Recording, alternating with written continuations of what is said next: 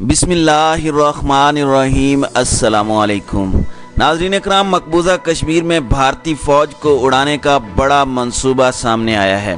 پلوامہ سے ایک بار پھر 40 کلو گرام دھماکہ خیز مواد پکڑے جانے کا بھارت نے دعویٰ کیا ہے۔ بھارت کی طرف سے ایک دفعہ پھر سے الزام پاکستان کے سر تھوپنے کی تیاریاں مکمل ہو چکی ہیں۔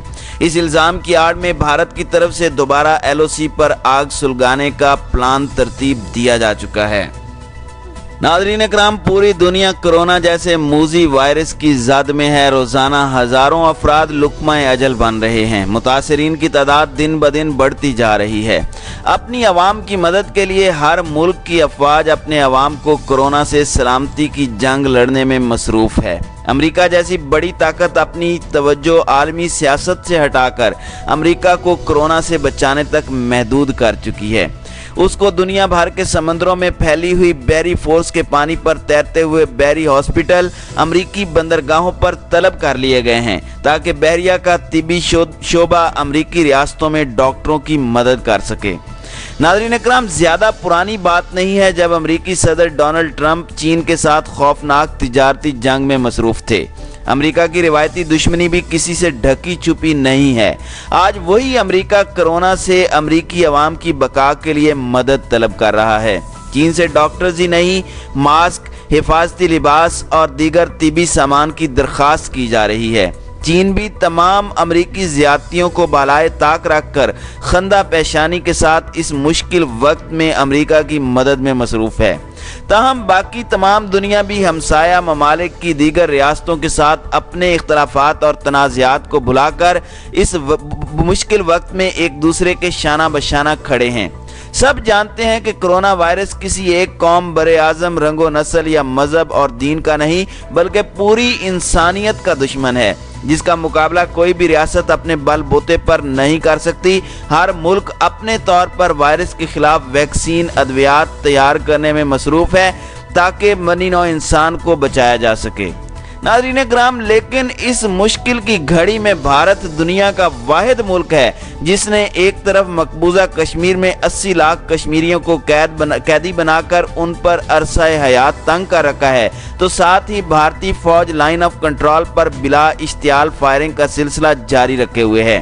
آزاد کشمیر کی سول آبادی کو مارٹر گولوں اور بھاری ہتھیاروں سے نشانہ بنایا جا رہا ہے۔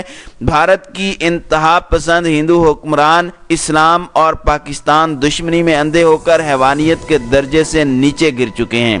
پورا بھارت کرونا کی وجہ سے لاک ڈاؤن کی حالت میں ہے۔ لوگ بھوک سے بلک رہے ہیں، کاروبار منجمد ہو چکے ہیں، کروڑوں لوگ قسم پرسی کی حالت میں ہیں اور ان کی مدد کرنے کی بجائے بھارتی فوج مقبوضہ کشمیر میں تلاشی اور چھاپوں کی آڑ میں نوجوانوں کو جعلی مقابلے میں شہید یا مقدمات درج کیے بغیر انہیں گرفتار کرنے میں مصروف ہے۔ مقبوضہ کشمیر میں کرفیو نافذ ہے۔ کشمیریوں کی نقل و حرکت پر پابندی سے کشمیریوں کا بیرونی دنیا سے رابطہ منقطع ہے۔ انٹرنیٹ کی سروس اس طرح سے بحال ہے کہ وہ استعمال کے قابل ہی نہیں۔ انسانی حقوق کی تنظیموں نے کرفیو اور لاک ڈاؤن کی پابندیوں کے خاتمے کا مطالبہ کیا تو بھارتی سرکار نے دنیا کی آنکھوں میں دھول جھونکتے ہوئے کرونا وائرس کی وجہ سے لاک ڈاؤن کو وقت کی ضرورت قرار دیا اور پورے بھارت میں لاگو کیے گئے لاک ڈاؤن کا حوالہ دیا۔ حالانکہ پورے بھارت میں لگائے گئے لاک ڈاؤن اور مقبوضہ کشمیر میں لگائی گئی فسطائی پابندیوں کا کوئی تعلق نہیں۔ بھارتی حکومت از خود شہریوں کو خوراک پہنچانے کا بندوبست کر رہی ہے۔ مخیر حضرات الگ سے ان تک راشن اور زندگی کی ضروریات فراہم کر رہے ہیں۔ بھارتی عوام کو گھروں تک محدود رکھتے ہوئے سوشل میڈیا پر دنیا بھر سے رابطہ کر سکتے ہیں۔ بیمار ہونے کی صورت میں ہاسپٹل یا ڈاکٹروں تک پہنچ سکتے ہیں۔ ان کے لیے ہر طرح کی ادویات دستیاب ہیں اور ان کو درپیش مسائل دنیا کے سامنے لانے کے لیے میڈیا آزاد ہے۔ نہ ہی انسانی حقوق کی تنظیموں پر ان تک پہنچنے یا ان کے حالات جاننے کے حوالے سے پابندیاں ہیں۔ باہر نکلنے والوں پر گولیاں نہیں برسائی جاتی اور نہ ہی پیلٹ گن کی فائرنگ سے انہیں اندھا کیا جاتا ہے۔ جبکہ 18,000 کشمیریوں کو 5 اگست 2019 کے بعد گرفتار کیا گیا۔ ان میں حریت قیادت کے علاوہ کل تک بھارت کے گن گانے والے اور بھارت سے الحاق کی حمایت کرنے والے مسلمان کشمیری سیاستدان بھی شامل ہیں، اور ان سب کو مقبوضہ کشمیر کی خصوصی حیثیت ختم کرنے، بھارتی آئین میں کی گئی ترمیم کو قبول نہ کرنے کی پاداش میں جیلوں میں ڈالا گیا۔ اس کے علاوہ تحریک آزادی کی حمایت کرنے والے کشمیریوں کی تعداد بھی ہزاروں میں ہے جو برسوں سے پابند سلاسل ہیں۔ بھارتی میڈیا خبر دے چکا ہے کہ مودی سرکار مقبوضہ کشمیر میں کشمیریوں کو موذی کرونا وائرس سے بچاؤ میں کوئی دلچسپی نہیں رکھتی۔ ویسے بھی کرونا وائرس سے زیادہ خطرہ گرفتار کیے گئے ان کشمیریوں کو ہے جنہیں جیلوں کے علاوہ بھی مختلف عمارتوں کو جیل کا درجہ دے کر انہیں وہاں بھیڑ بکریوں کی طرح ٹھونسا گیا ہے۔ اس طرح کی صورتحال کے پیش نظر امریکی اخبار واشنگٹن پوسٹ کے نمائندوں نے 2019 میں اکتوبر سے لے کر دسمبر تک کشمیری نوجوانوں کی رائے جاننے کے لیے خفیہ طور پر ایک سروے ترتیب دیا، جس میں سری نگر کے مختلف تعلیمی اداروں کے طالب علموں سے مقبوضہ کشمیر کی خصوصی حیثیت کے خاتمے کے بعد بھارت کی طرف سے اٹھائے گئے اقدامات اور ان کا موقف لیا گیا۔ واشنگٹن پوسٹ میں 12 مارچ 2020 کو شائع ہونے والے سروے رپورٹ کے مطابق 91% نوجوانوں کی متفقہ رائے تھی کہ وہ مقبوضہ کشمیر سے بھارتی فوج کا مکمل انخلاء چاہتے ہیں۔ ناظرین اکرام، بھارتی سرکار کا موقف ہے کہ بھارت کو آئین میں ریاست جموں کشمیر کی شق 370 کے تحت حاصل خصوصی حیثیت کے خاتمے کے بعد اسے بھارت کا مکمل حصہ بنانے اور وہاں جاری علیحدگی کی تحریک کے خاتمے کے لیے مزید 10 برس درکار ہیں۔ اس کے بعد ہی جموں اینڈ کشمیر بھارت کا اٹوٹ انگ بن پائے گا۔ یہ بھارتی عزائم کو ظاہر کرتا ہے کہ وہ صرف طاقت کے بہیمانہ استعمال سے ہی نہیں، مقبوضہ کشمیر پر اپنا قبضہ برقرار رکھنے کے لیے جس طرح کا بھی حربہ استعمال کریں وہ انسانی حقوق کی بدترین مثال اور جنگی جرائم کے ہی زمرے میں آئے گا۔ واشنگٹن پوسٹ کے سروے نے تقسیم ہند کے 73 سالوں بعد بھی ثابت کر دیا کہ کشمیری بھارت کی غلامی سے نجات چاہتے ہیں، اور اس عرصے میں بھارت نے ظلم و بربریت کے تمام ہتھ کنڈے استعمال کر لیے۔ اس سب کے باوجود کشمیر بنے گا پاکستان کے دیرینہ موقف پر کشمیری قائم ہیں، لیکن بھارت سرکار جس طرح کشمیریوں کو کرونا وائرس سے بچانے کے اقدامات سے گریزاں ہے، اس پر بھرپور احتجاج کیا جانا چاہیے۔ وزیر اعظم پاکستان عمران خان متعدد بار اقوام متحدہ اور عالمی رہنماؤں کی توجہ اس جانب مبذول کروا چکے ہیں، اور ناظرین اکرام، کشمیریوں نے جب پوری دنیا کی جانب دیکھ لیا اور ان کی طرف کسی نے توجہ نہیں کی تو انہوں نے ہتھیار اٹھانے کا فیصلہ کیا، جس کی تازہ مثال ریاض نائکو اور جنید صحرائی کی شکل میں حزب المجاہدین کے لیڈروں کی تازہ ترین شہادتیں ہیں، جس کے بعد وادی میں حریت پسندی کی ایک نئی لہر شروع ہو گئی ہے۔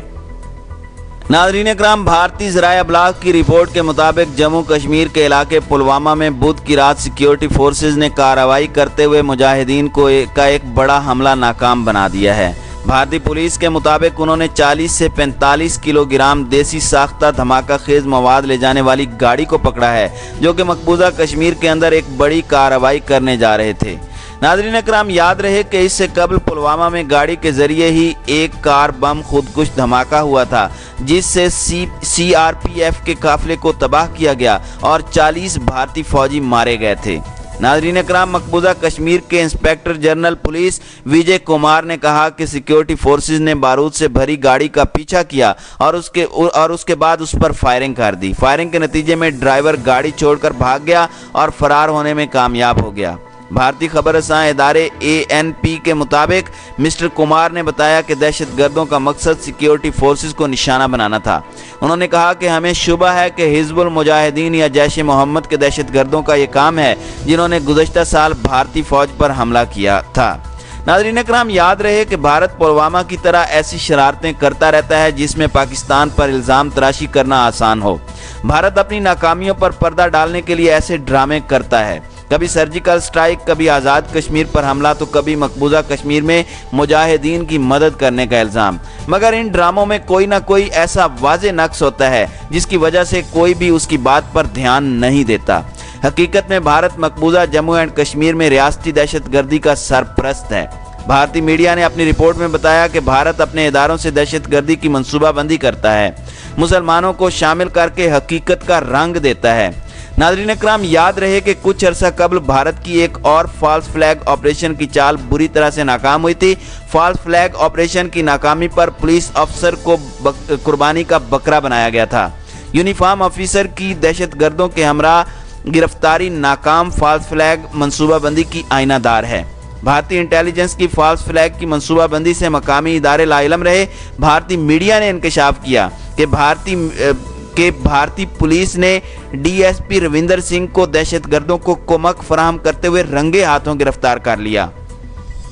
دویندر سنگھ حزب المجاہدین کے 2 دہشت گردوں کے ساتھ گرفتار ہوا۔ اسی دویندر سنگھ کو بہادری پر 15 اگست 2019 کو صدارتی طلائی تمغہ بھی دیا گیا تھا۔